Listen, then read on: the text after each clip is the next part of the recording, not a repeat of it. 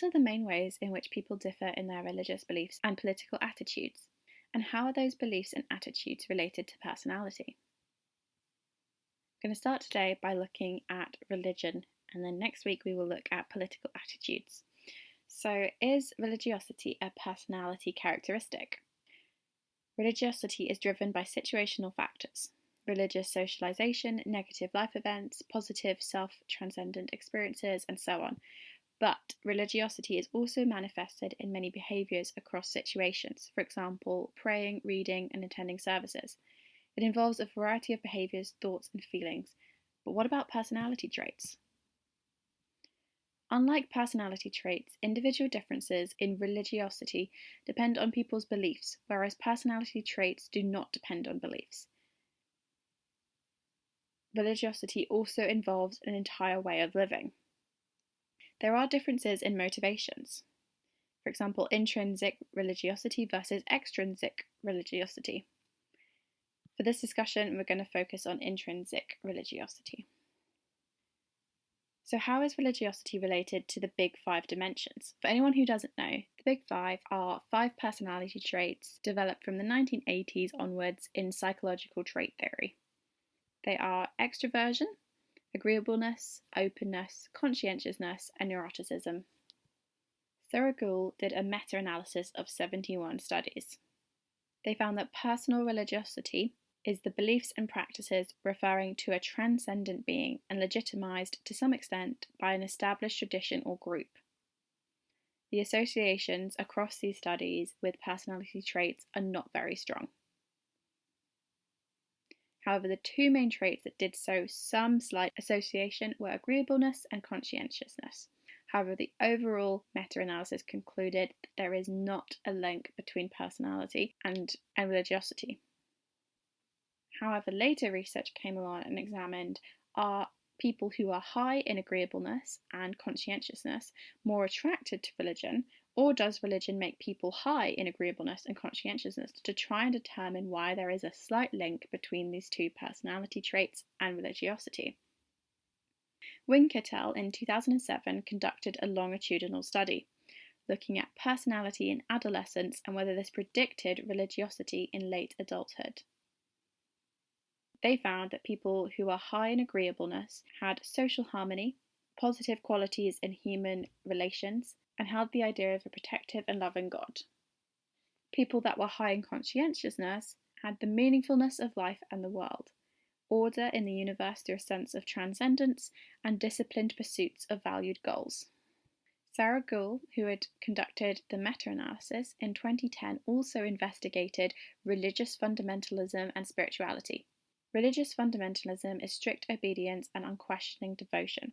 This can be seen within authoritarian and dogmatic religious attitudes, beliefs, and practices. Those that are high on religious fundamentalism are negatively related to openness and experience as personality traits within the Big 5. Spiritualism is the emphasis on individual experience. This is often an intense feeling, and is independent of religious traditions and beliefs. People who scored high on spiritualism were positively related to openness and experience out of the Big 5. People who have a high level of openness in their personality traits are inquisitive and unconventional. They question religious traditions, rules, and practices. They are also imaginative, feel connected to nature, and seek spirituality. It's interesting to also consider the role that family and households, in particular parents, played upon the religiosity of their children. Religiosity of the family or household or parents was strongly related to individual differences in religiosity. However, personality variables do affect this association. mccullough, Tangs, and Brion in 2003 examined emotional instability, for example neuroticism, within a sample of intelligent children from 1922 to 23, and then conducted a follow-up in 1940 to 41. They found there is a weaker association for children who are more confident, optimistic, emotionally stable compared to children who are described as pessimistic, insecure, and moody. But what is the explanation of this? It shows that emotionally unstable children may want to avoid conflict with parents and family.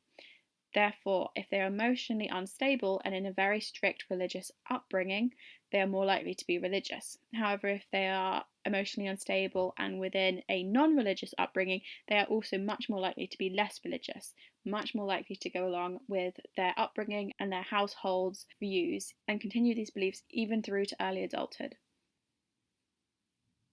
There's also been research looking at the extremes. Altemeyer and Hunsberger in 1997 did interviews with amazing apostates, which are very non-religious people who have been raised in a very religious household, and amazing believers, which are very religious people who've been raised in a very non-religious household. It was found that apostates converted following thinking a great deal about their religion. There was a period of reasoning and reflecting and experiencing increased doubts about their religion. Whereas believers, their conversion was much more sudden after a period of intense personal crisis, often driven by passion and emotion and suggesting a strong need for a sense of community and structure. I hope you found this useful, and as you can see, there's some research that indicates some traits may be linked to religiosity. However, there is also no evidence between some traits and religiosity. Therefore, it's a bit of a mixed bag, and there isn't a clear-cut yes or no on whether there are links between personality and religion. There is lots of factors at play and lots of interesting research that has come out of this. Thank you for listening.